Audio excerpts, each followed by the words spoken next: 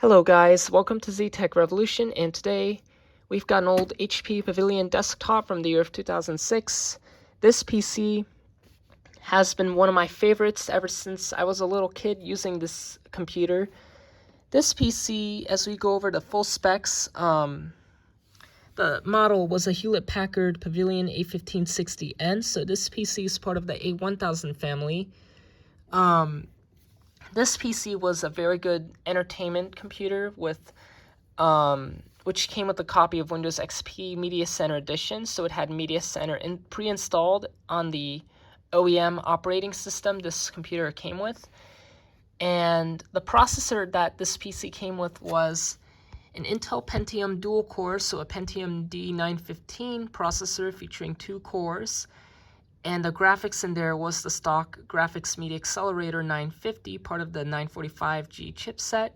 There were 2 gigs of DDR2 533 RAM, which I don't know what the model was. I'll get to that once I dig deep into the full story of this PC.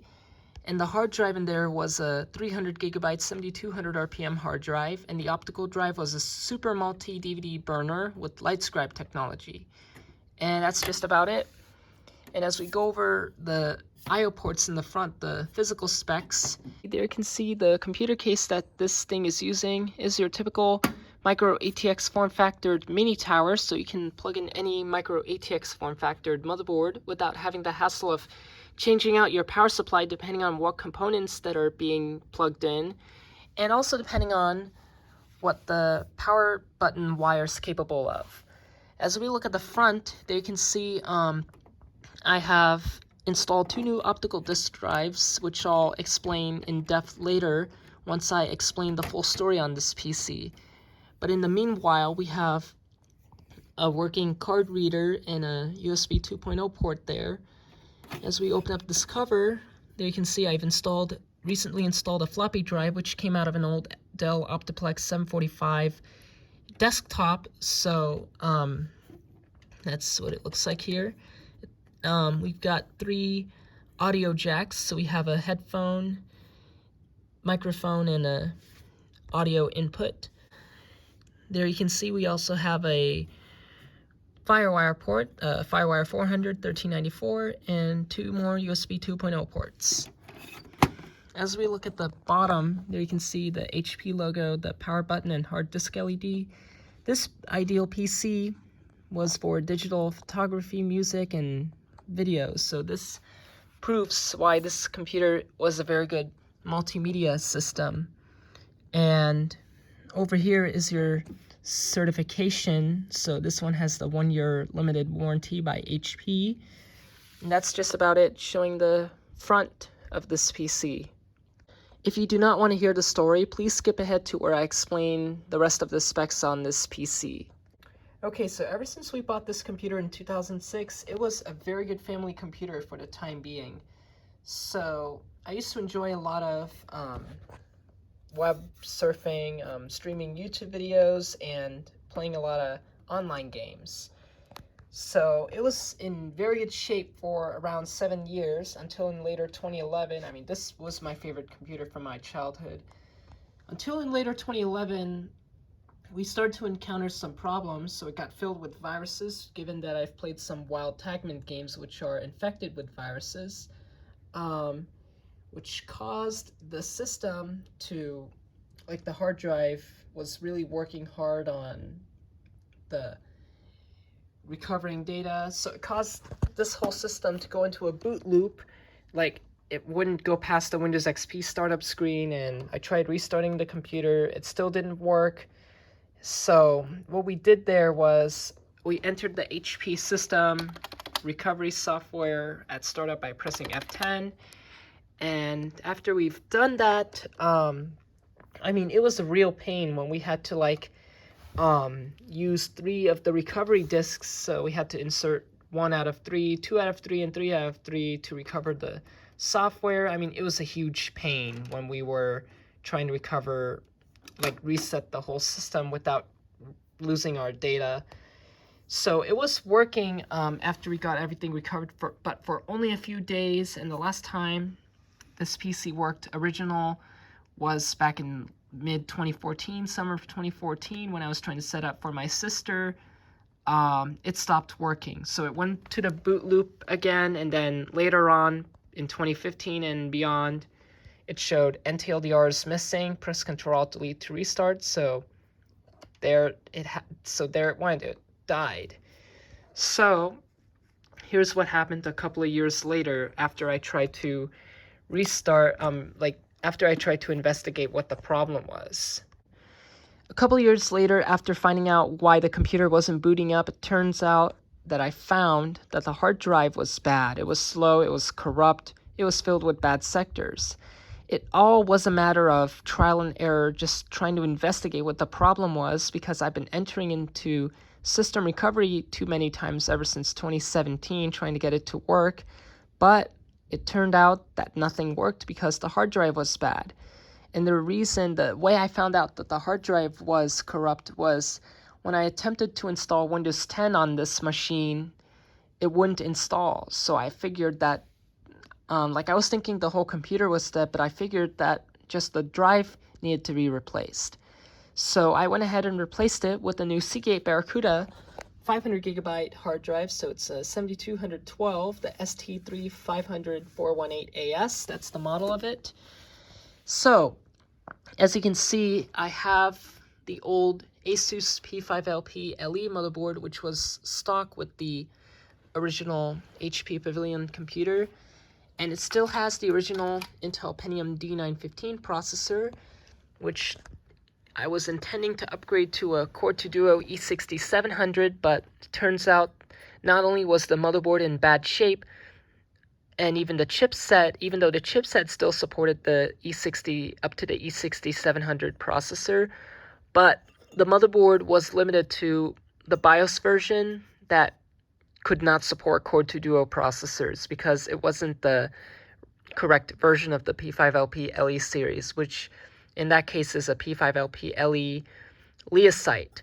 So only Leonite versions of the P5LP LE series support Core 2 Duo series because it has the BIOS capability of the Core 2 Duo processors to fit.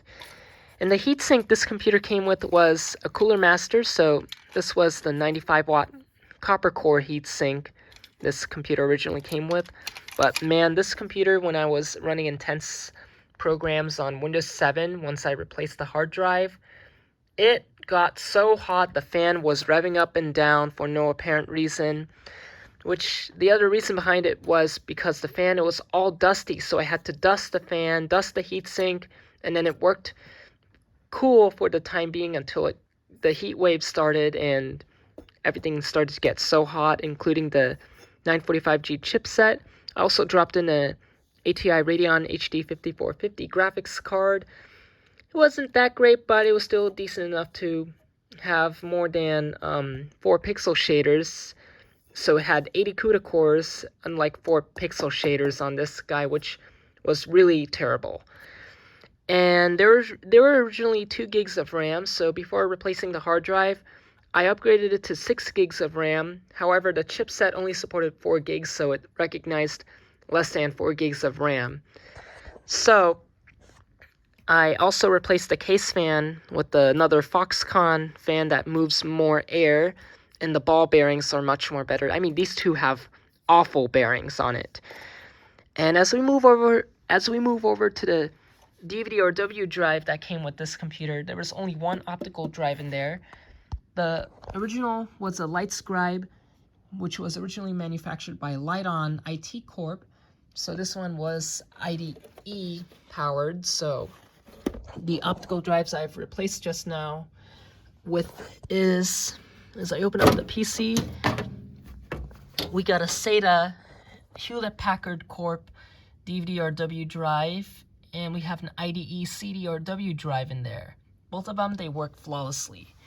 As we go over, I'll explain the motherboard specs now, once I go over the full story on this drive. So this drive was very good until in later 2011. This drive started to become very weak, and like every time something is in the way, like this whole door, this drive tray door, like when the drive was hitting it, it wouldn't like go through and close it up. It would be stuck until I did something with it. So that's why this drive lost its strength and died. So now that we're done with the full story, let's go over the current specs on this computer. Now as we continue with the specs on this PC, there you can see in the back we have two PS2 ports with the new Intel DG35EC motherboard with the G35 Express chipset. I'll explain what the processor is in there once I go over the rear I/O ports. So PS2 ports, and we have VGA and DVI for the GMA X3500 graphics card on the G35 Northbridge. We have 6 USB 2.0 ports and a Firewire port. We have an Ethernet port, Gigabit, 10, 1000, and basic audio ports. And I've also plugged in an NVIDIA GeForce GTX 745 graphics card with 4 gigs of GDDR3 video RAM, so we have VGA, HDMI, and DVI. And I kept the old modem because the PCI port was present, so it did support that old modem that originally came with that computer I almost forgot to mention. As you can see, I've also added up an SSD, so I have a 256 gig Inland Pro SSD, in which I have 2 operating systems installed. I have a total of 3 installed. Windows 7 and 10 are installed on this SSD, and Windows XP Media Center Edition 2005, the non-OEM version, is installed on this hard drive. And here's the floppy drive, and we have a SATA DVD-RW drive and the Molex IDE CD-RW drive.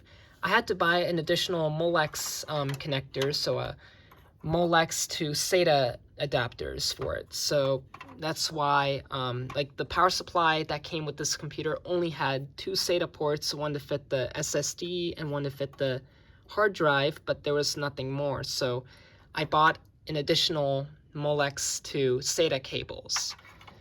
So as we look at the CPU, there you can see it's got an Intel Core 2 Quad Q9550S. So the difference between the regular Q9550, unlike the S version, this one isn't really intended for overclocking, and because it saves a lot of power, it's only a 65 watt processor, and it's also quad core, so it's a 2.83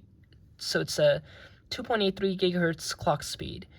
I've also added a fan on the Northbridge because it does tend to run pretty hot. Also, I reapplied thermal paste on the Northbridge as well. And the graphics card is an NVIDIA GTX 745 OEM, so 4 gigs of GDDR3 video RAM and 384 shading units. And the fan, I modded it to where it moves a lot more air, and there's double ball bearings, so even this fan has double ball bearings as well. So the heatsink I'm using for this CPU is a AVC copper pipe heatsink, very similar to the Cooler Master, except dual ball bearings and much quieter, but does move a lot of air and get loud when it's on full blast. But one thing about the heatsink, it was originally intended for Pentium 4s or Celeron D CPUs. It's got 3 copper pipes in there. So that's just about everything with this PC. Let's go ahead and close her up, and then we'll power it up, get into the BIOS, and then into the operating system. Okay, so everything is just about all set and ready to go, so let's go ahead and give this PC a go, get into the BIOS and into the operating system. Here we go.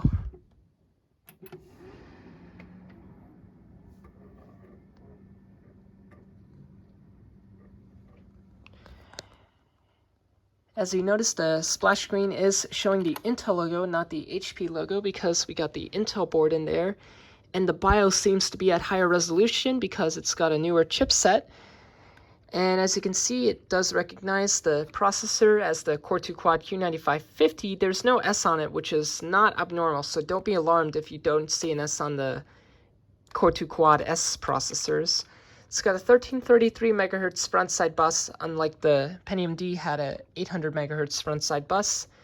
We got 8 gigs of DDR2, which was downclocked to 667 because 2 of them are 800s and 2 of them are 667s. I don't know which channel it's in. Anyways, as we look at the drives, there you can see we have the original HP DVR-W drive, which is connected to SATA channel number 2.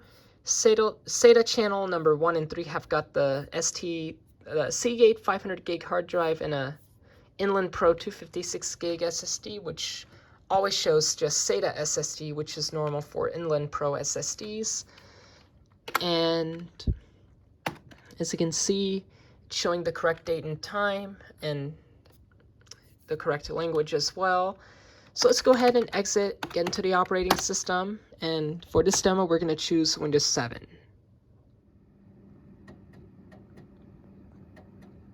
As you also see, the floppy drive syncs properly as well, because the motherboard is also compatible with floppy drives as well. Alrighty, so let's go ahead and select Windows 7 and boot her up.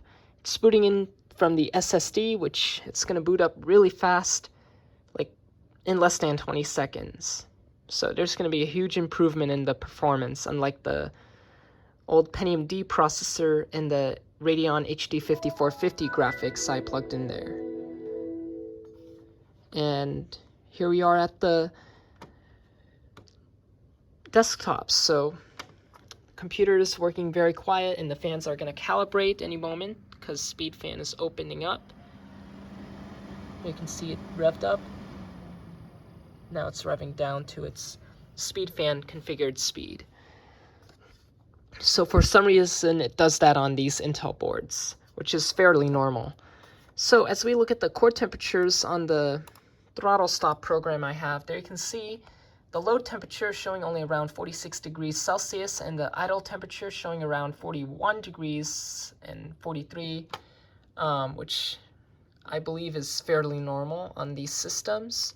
So you don't have to worry, because when I run a benchmark on this thing, there you can see the temperature only rises up to like around 48, 50 degrees Celsius, which is pretty like low, because given that this processor only dissipates 65 watts, there you can see like the temperature doesn't heat up that bad. So let's go ahead and try streaming a video and see how fast it performs with the new NVIDIA GTX 745. Alrighty, so as we test the video with the NVIDIA GTX 745 graphics card, there you can see the video isn't even dropping in frames, and because it's 384 CUDA cores and the core speeds are up to 1 gigahertz, which is very fast, and decent amount of CUDA cores, the frame rate is maintaining 60 frames a second, which is pretty unbelievable for this rebuild that I've done to this HP system. I'm also going to plan on rebuilding this computer once again and plugging in a DDR3 board, and I'm in a bit of a conflict whether if I want to keep the 775 processor or move up to a socket 1150 Haswell, like leap ahead from a Core 2 to a 4th gen Intel processor, like put in an Intel DQ87PG motherboard that supports up to 32 gigs of RAM and dual channel. And as you can see, the video so far is performing flawlessly and it's showing full quality. I mean, I'm really loving this new rebuild. So now that we have tested out a video, let's go ahead and test out a game on Roblox, which is one of my favorite games I play. There you can see we have the newer version of Roblox where it's just an app, not a web browser. So as we go ahead and load the game of Arsenal, it's going to take a while to load. Take care of this quickly. There you can see the frame rate is maintaining 60 frames a second, and we're not even dropping in any frames. Unlike the older ATI HD 5450, the graphics quality on this game was quite terrible. It was only good for basic tasks like streaming up to 720p videos, but this card is very good for streaming up to 4K videos.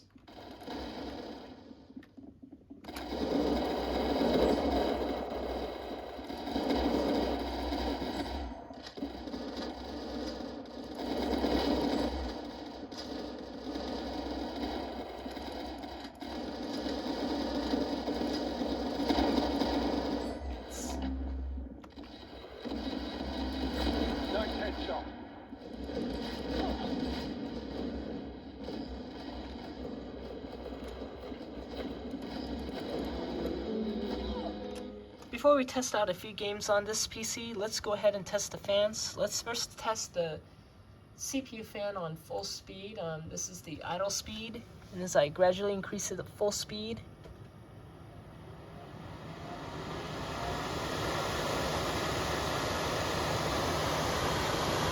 it's not as loud as I'd expect it to be, but it does move a lot of air. So I'm going to put it back to idle speed. And test the chassis, the rear fan, the intake fan, front fan, and the north bridge fan.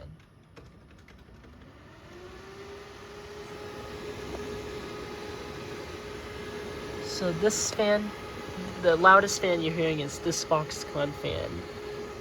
We have the north bridge fan, which is barely visible sound and does move a good amount of air to the north bridge. And we have this ABC fan, which came from the stock AMD heatsink, socket AM4. Does move a good amount of air when under full speed. So let's go ahead and test it. Put the fan back to idle. Okay, so I'm just about done going over the specs on this PC, and I hope you enjoyed this video.